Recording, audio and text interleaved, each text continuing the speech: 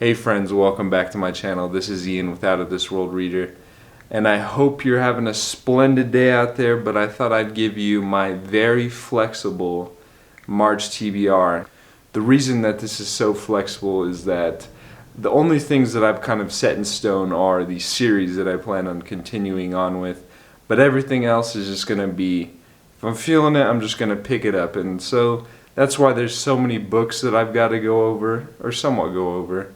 But let's just jump right into them, because there's quite a few that I like. Even just reading their premises a little bit more have really intrigued me to just get to them all. The first series that I plan on continuing on in March is The Ending with Katniss, and I don't know how I feel about that, but it is The Mockingjay by Suzanne Collins.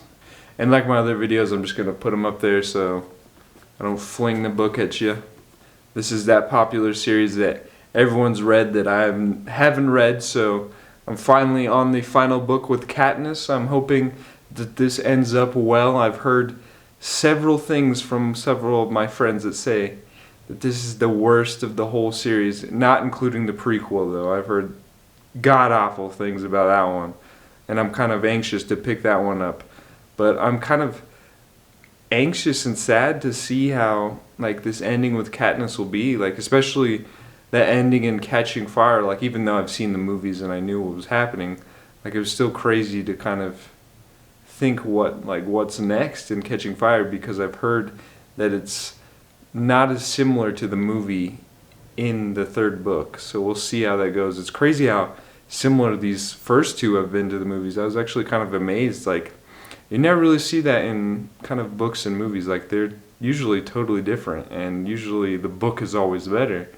That being said though, on the prequel, give me your thoughts on whether I should read it or not. I've got it here. I might as well just read it, but like seeing that I've heard nothing but terrible things mostly about it, I just don't know if it's worth picking up. So if you have read it and you think I should, let me know. Next up, we've got The Throne of Fire by Rick Riordan, which is the Kane Chronicles #2 book in the whole trilogy.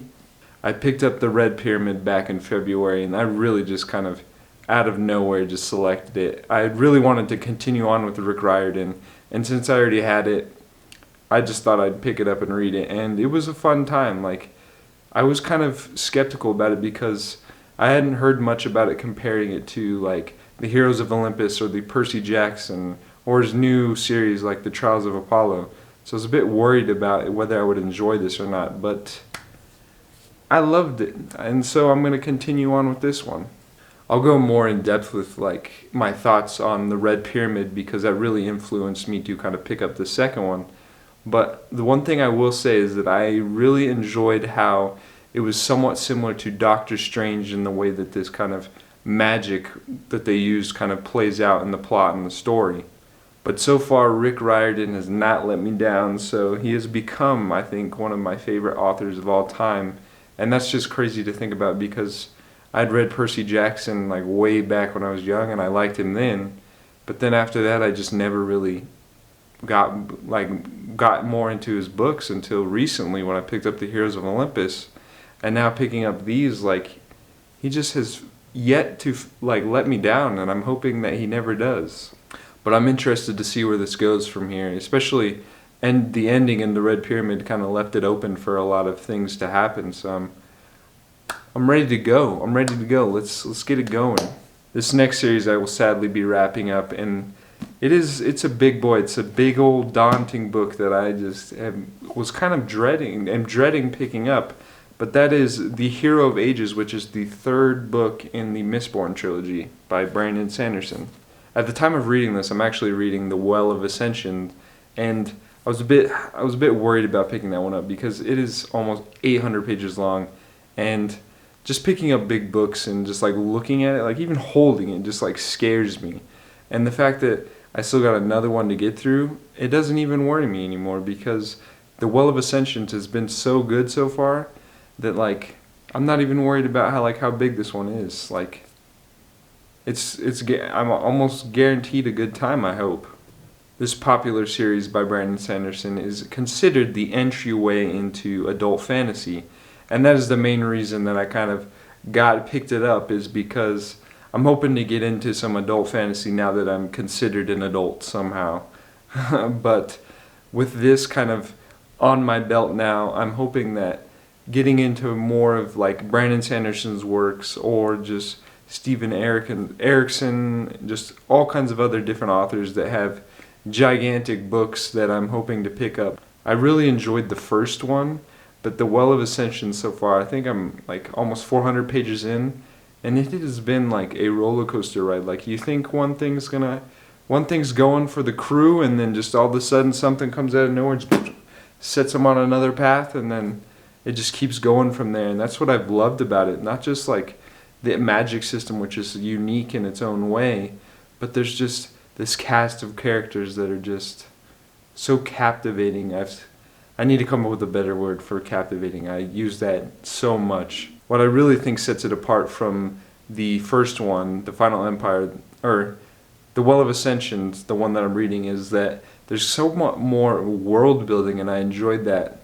Because in the first one, it seemed like there was just only like a set to Lothardo, or whatever it's called. I'm sorry if I can't pronounce that right. But I'm hoping that this one kind of continues on with just giving me more information about this whole fantasy world that's just so kind of like an escape almost.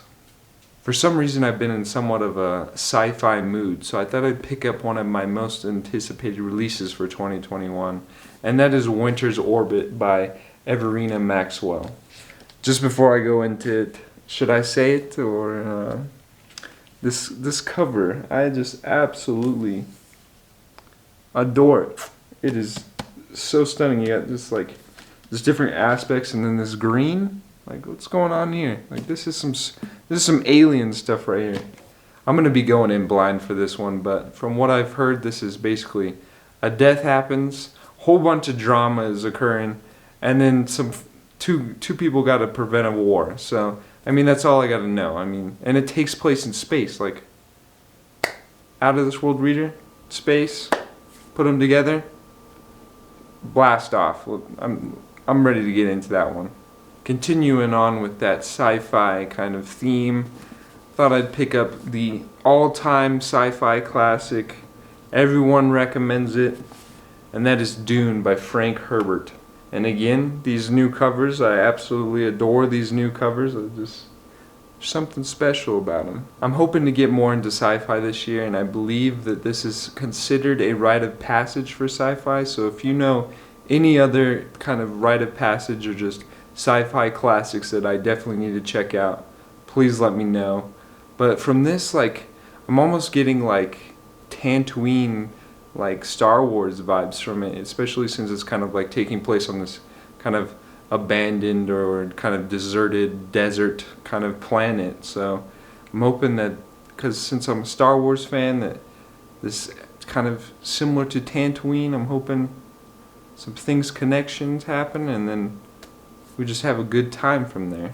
If I do enjoy this first one, which I probably will, I'm hoping to continue on with the series before the new movie comes out, which saw the trailer and it looks pretty legit if you ask me. So I'm hoping that I can get these all just going, just binge them all before this movie comes out, and then watch the movie and see what I think on that as well. If you know me, you know I always got to include some mythology in my monthly plans, so I thought I'd get to another hyped up book, like nothing but great things about it from what I've heard, and that is Circe by Madeline Miller. So being in the same boat as kind of being in that sci-fi mood, I'm also in a fantasy kind of mythology mood as well. So this is probably going to be another guarantee pickup for me.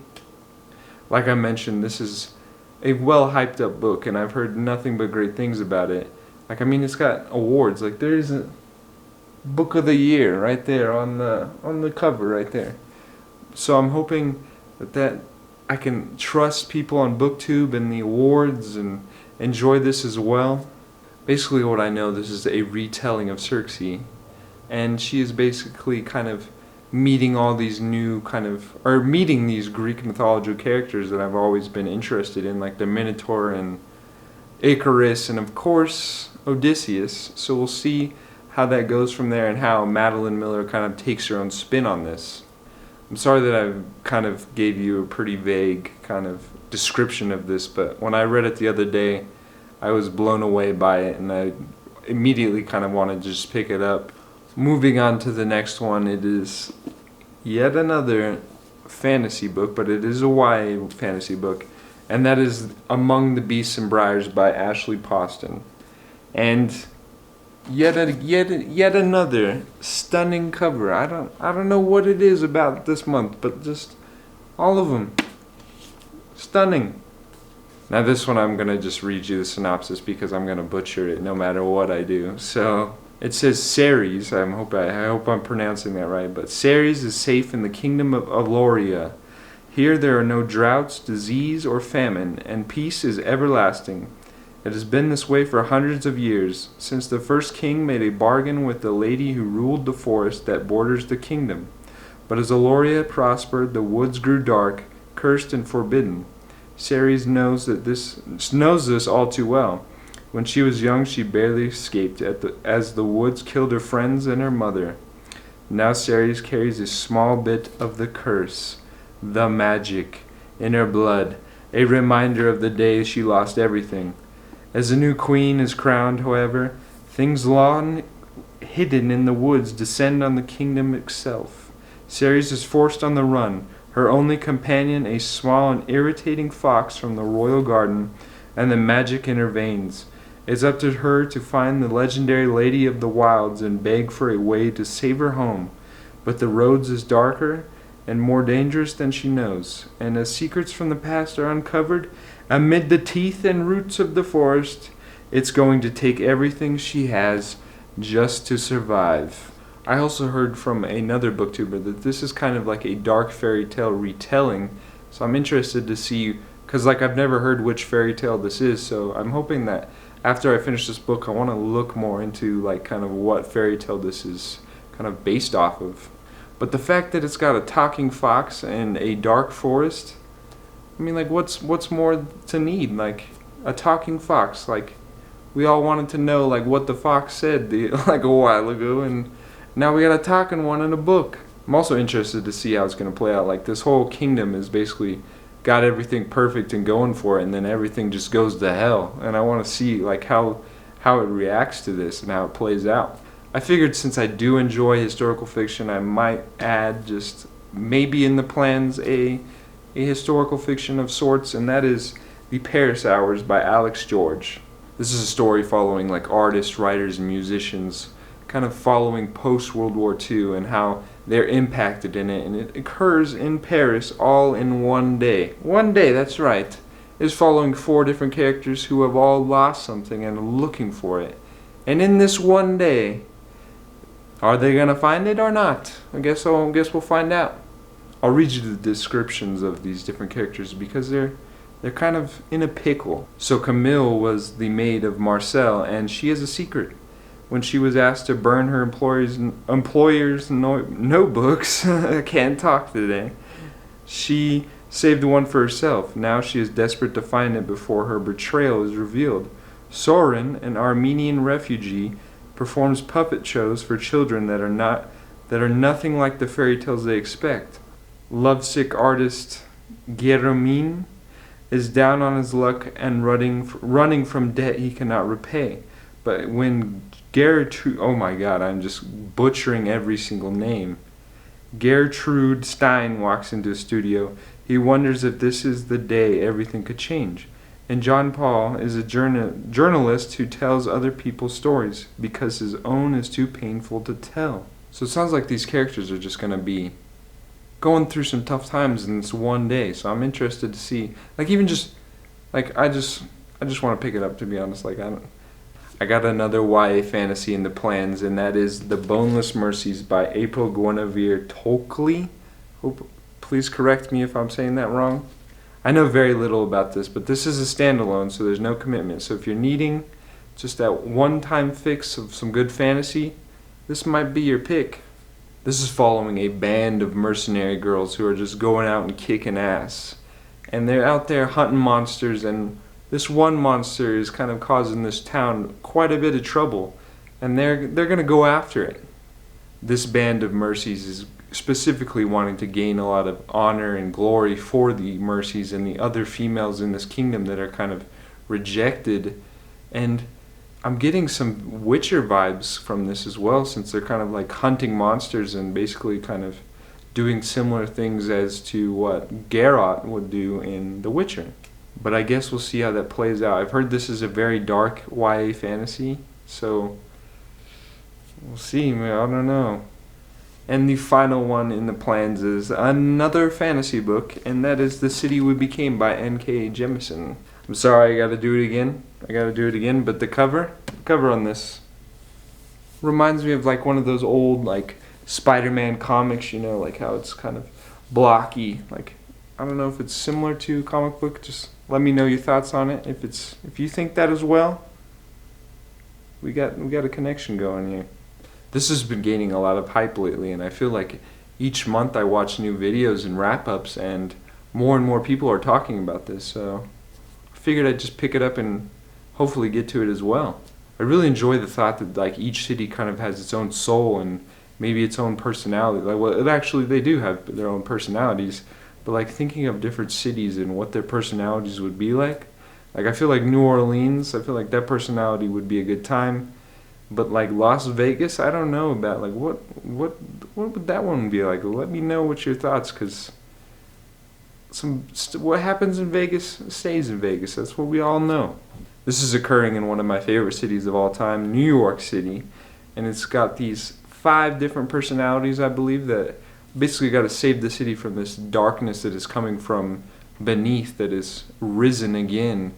And these 5 diverse characters have kind of just, they got to stop it. They got to save the world, and I heard it's a new series, so we'll see where it goes from there. But from what I've heard and based on this cover, it sounds like a good time.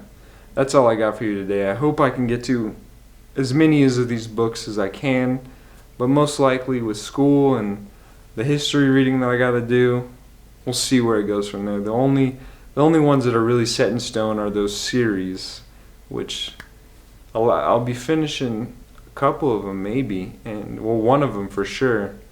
And it's going to be sad to see those ones go, and some of these books are some big boys, so we'll see how that goes from there. But based on the picks I got here, I think it's going to be a good reading month. Let's hope. I'll make sure to leave all the books that I mentioned in today's video in the description box below. Don't forget to like and subscribe so you never miss out on another adventure. And as Ellie always says, adventure is out there, so I'll catch you next time.